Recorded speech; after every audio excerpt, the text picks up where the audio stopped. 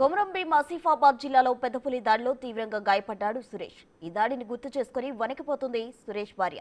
మాటు వేసి దాడి చేసిందని ఒక్క క్షణంలో ప్రాణాలు పోతాయనుకున్నానంటూ వణికిపోతున్న గొంతుతో చెప్తోంది. పత్తి చేనులోకి అడుగు పెట్టాలంటే భయం వేస్తోందంటున్న సురేష్ భార్యతో మా ప్రతినిధి Anjaiah face to face. Suresh పై పులి పంజా విసిరింది. అయితే అదృష్టవశాత్తు పులి నోట్లో నుంచి సురేష్ బయటపడడం జరిగింది.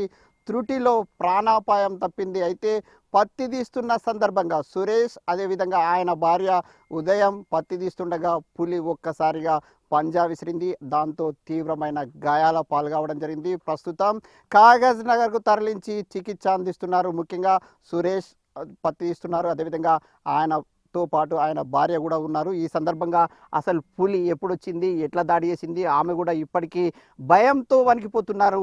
తీవ్రమైన వణుకుతున్నారు. ముఖ్యంగా కళ్ళ ముందే భర్తపై పులి దాడి చేయడం, అదేవిధంగా తీవ్రమైన గాయాల పాలు కావడంతో ఆయన భార్య కూడా తీవ్రమైన ఆందోళన వ్యక్తం చేస్తున్నారు, అదేవిధంగా విలపిస్తున్నారు. అయితే ఈ సందర్భంగా ఏం జరిగిందనే అంశంపై మనతో మాట్లాడడానికి ఆయన భార్య ఉన్నారు. వారిని అడిగి తెలుసుకుందాం. మేడం, ఎప్పుడు దాడి జరిగింది, ఎట్లా జరిగింది, మీరు చూసారా పులి దాడిని? చూసాను సార్. ఇట్లా మేము పత్తేరడానికి వచ్చినాం. అయితే నేను తొందరగా వచ్చిన, ఆయనేమో బండి పట్టుకొని లేట్గా వచ్చిండు. అయితే కసలం ఇట్లా ఇడిసబెట్టడానికి వేరే వాళ్ళ దాంట్లో వచ్చిండు, ఇడిసబెట్టిండు. ఎద్దులేమో భయపడ్డాయి, ఏమో పందులు ఉన్నాయేమో అని ఇట్లా తిరిగిన మళ్ళా ఇట్లా ఒకేసారి పడ్డది. అయితే ఆయన అరిచిన మళ్ళా నేను వెళ్ళినప్పుడు పట్టే ఉండే, ఇట్లా రాలేసిన అది చూడకుండానే ఇట్లా వెళ్ళిపోయింది. ఇక బాగా గాయాలైనాయి. సురేష్ పై ఎక్కడ అంటే దాడి చేసింది, ఏ ప్రాంతంలో గాయాలయ్యాయి? మేడ బాగా ఇట్లా పట్టింది. అంటే వెనుక నుంచి వచ్చి దాడి చేసిందా, ముందరి నుంచి దాడి చేసిందా, ఎట్లా దాడి చేసింది? వెనుక నుండే దాడి చేసింది. ఇట్లా తీవ్రమైన రక్తస్రావం అయిందా, ఎట్లా కాట్లు పడ్డాయా పులి ఏవైతే పంజా విసరడంతో? బాగా గాయాలే అయినాయి. ఇట్లా మొత్తం బ్లడ్ వెళ్ళింది, మొత్తం ఇట్లా తడిచిపోయిండు బ్లడ్తో. ముఖ్యంగా మీరు ఈ ఏదైతే దాడి జరిగిన సందర్భంగా పంజా విసిరిన సందర్భంగా రాళ్ళు వేసామని చెప్తున్నారు. ఒక్కసారి రాళ్ళతో పులి పారిపోయిందా? పోయింది. అంటే నన్ను చూడలే, నేను బాగా ఒర్రినా. ఇక రండి ఇట్లా అయిందని ఇక భయంతో ఉంటాం కదా, బాగా ఇట్లా ఒర్రినా. అయితే అది వెళ్ళిపోయింది. ఇక తీవ్రంగా గాయపడి ప్రస్తుతం కాగజ్ నగర్లో ఆసుపత్రిలో చికిత్స పొందుతున్నారు. తీవ్రమైన బాధ కలుగుతుంది, కానీ మిమ్మల్ని మాట్లాడించడం తప్పట్లేదు. ఎట్లా ఎట్లా ఎట్లా ఉంది సురేష్ ఆరోగ్య పరిస్థితి? హాస్పిటల్లో ఉన్నారు ఆయన.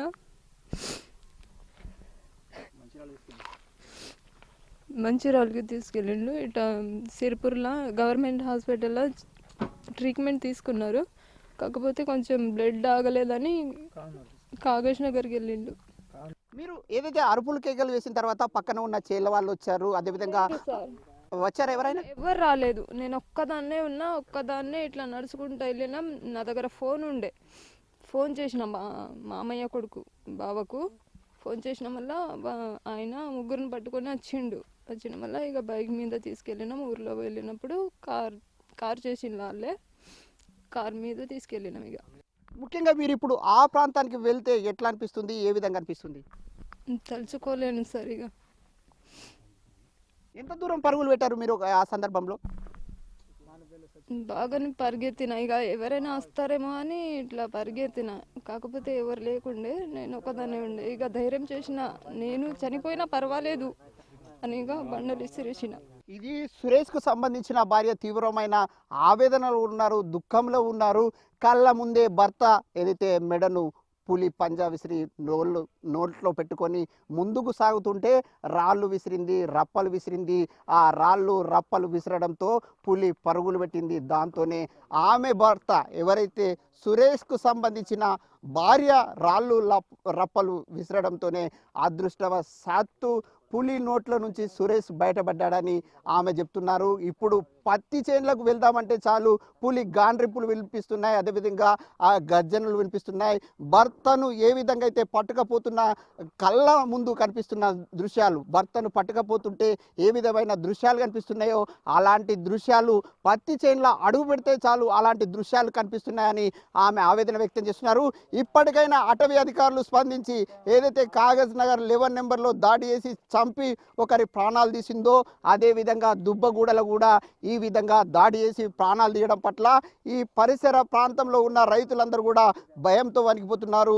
ఎట్టి పరిస్థితుల్లో ప్రాణాలు తీస్తున్న పులిని బంధించడానికి చర్యలు చేపట్టాలని ఇక్కడ ఉన్న రైతులు సర్కారు కోరుతున్నారు. కెమెరామెన్ శ్రీనివాస్తో Anjaiah, big T news, Komaram Bheem జిల్లా.